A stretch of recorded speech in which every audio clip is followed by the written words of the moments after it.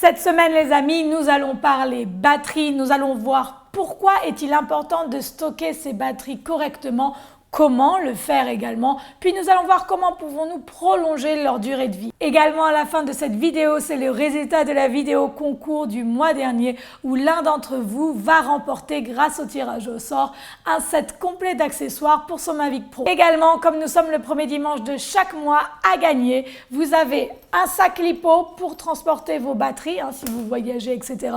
Un masque de plongée, évidemment celui-ci est rose, vous en aurez un bleu ou d'une autre couleur, si vous êtes un garçon, parce que je ne vais pas vous forcer à avoir du rose. Vous pouvez mettre votre petite GoPro pour explorer les fonds marins cet été. Et également ces lunettes Freewell pour piloter en FPV avec votre Mavic, votre Spark ou votre Phantom. Cette vidéo concours est sponsorisée par les magasins Gulliver. Vous pouvez retrouver les liens des articles correspondants dans le box commentaire. Également, vous avez un code promo Alex qui vous permet d'avoir des réductions si jamais vous décidez d'acheter les produits qui sont présentés aujourd'hui. Salut les amis, bienvenue sur ma chaîne. Heureuse de vous retrouver aujourd'hui. Alors tout d'abord, qu'est-ce qu'une batterie intelligente LiPo?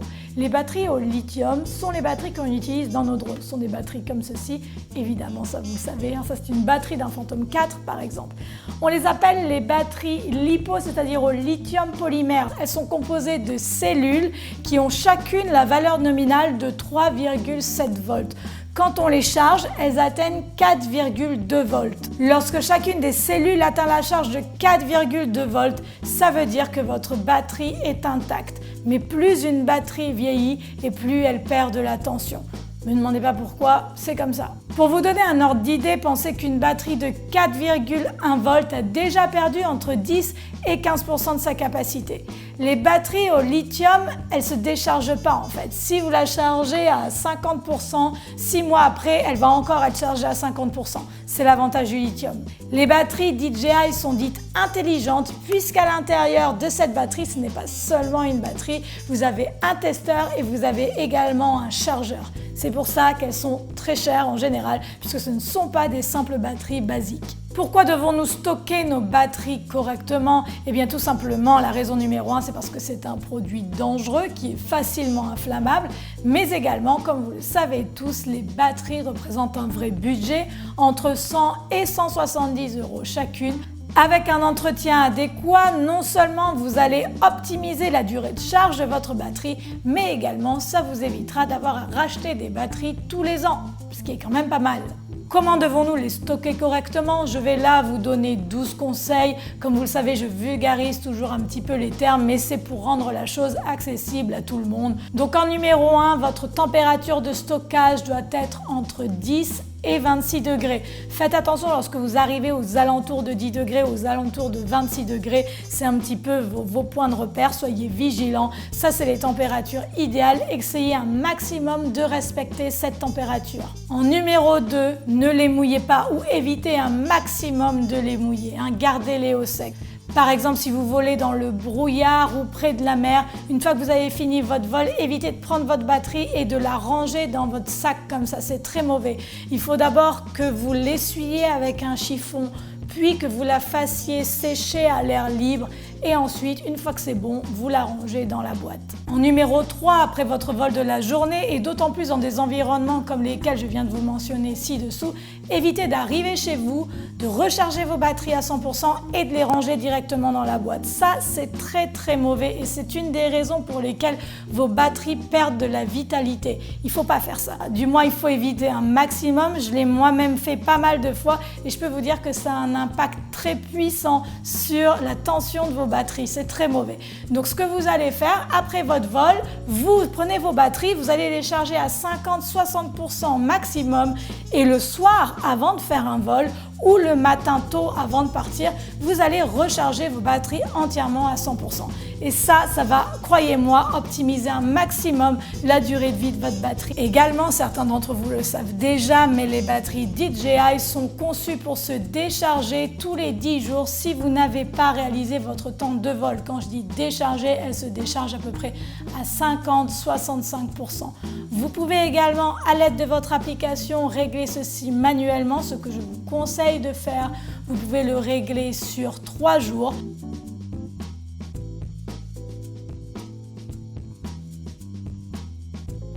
En numéro 4, vous entendrez également qu'il ne faut jamais décharger entièrement une batterie LiPo. C'est exact. Cependant, avec vos batteries intelligentes DJI, comme je vous l'ai mentionné, ceci n'est pas une simple batterie LiPo.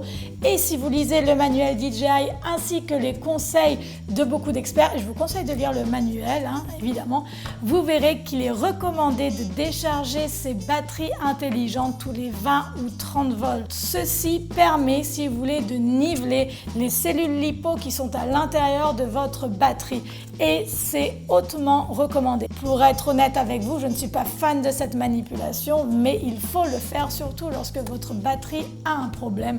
Je vais revenir là-dessus dans le point qui arrive. Pour vérifier cela, allez dans votre application DJI Go, DJI Go 4 et vérifiez vos données batterie. Pour les décharger entièrement, je vous conseille, une fois le vol terminé, de faire atterrir votre drone et de le laisser allumer jusqu'à ce que la batterie se décharge toute seule.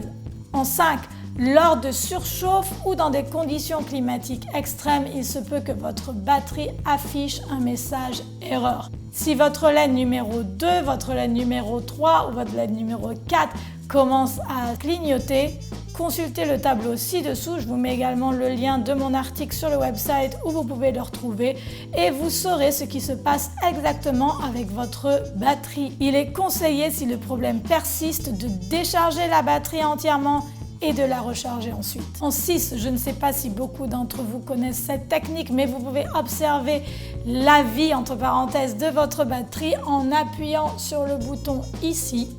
Vous appuyez à peu près 5 secondes. Et vous allez voir votre bouton clignoter. Là, vous voyez, c'est une batterie neuve, donc j'ai toutes les LED qui sont allumées. Ça indique, si vous voulez, la vie de votre batterie, c'est-à-dire que, par exemple, si vous n'avez qu'une LED qui s'allume, votre batterie n'a plus que 25% de vie, entre parenthèses. C'est une technique très utile, surtout lorsque vous allez acheter des drones de seconde main et lorsque vous parlez avec votre vendeur qui vous dit que c'est une batterie neuve. Vous n'avez pas besoin de vous connecter, vous appuyez là et vous voyez directement s'il a été honnête avec vous ou pas. Donc n'oubliez pas de le faire, surtout lorsque vous achetez un drone à quelqu'un. En numéro 7, évidemment, vous allez éviter les chocs un maximum. Bon, évidemment, ces batteries, déjà, vous voyez que tout le blanc, si vous voulez, c'est une caisse de protection. Si vous rayez ça un petit peu, vous êtes pris un pet, bon, c'est pas trop grave. Ce qui est vraiment important, c'est que cette partie-là reste intacte. Si les côtés sont endommagés ou si vous avez pénétré les cellules LiPo à l'intérieur, que vous voyez un trou, etc., vous êtes à gros risque d'incendie. Vous ne pouvez pas et vous ne devez pas utiliser cette batterie. De la même manière, lorsque vous essayez de mettre une batterie dans un drone et qu'elle est gonflée, que ça ne rentre pas, ça veut dire qu'il ne faut surtout pas que vous utilisez cette batterie. N'essayez même pas, ça ne sert à rien. En numéro 8, évitez d'avoir des saletés dans cette partie lorsque vous la rechargez. C'est très important également. En 9, vous devez toujours être présent lorsque vous chargez vos batteries. On ne charge pas ses batteries et on s'en va et on revient une heure ou un jour plus tard. C'est dangereux. Je ne sais pas si vous avez déjà entendu parler de ces histoires de batteries qui s'enflamment et qui foutent le feu aux maisons. C'est arrivé à d'autres. Ça peut très bien vous arriver à vous. Donc ne laissez pas vos batteries sans surveillance lorsque vous les chargez. En numéro 10, utilisez des sacs LiPo comme ceci pour les ranger ou pour les transporter. On utilise généralement les sacs LiPo lorsque l'on voyage en avion. Vous avez mon tuto qui apparaît en haut de l'écran, je vous explique ça plus en détail. Mais personnellement, je trouve ça très utile de les utiliser après un vol. Je les range directement à l'intérieur de mon sac et ça m'évite de les remettre dans la boîte et de me dire ok, quelle batterie est chargée, quelle batterie n'y est pas. Je trouve ça super pratique. Moi, je les range personnellement tout le temps là-dedans.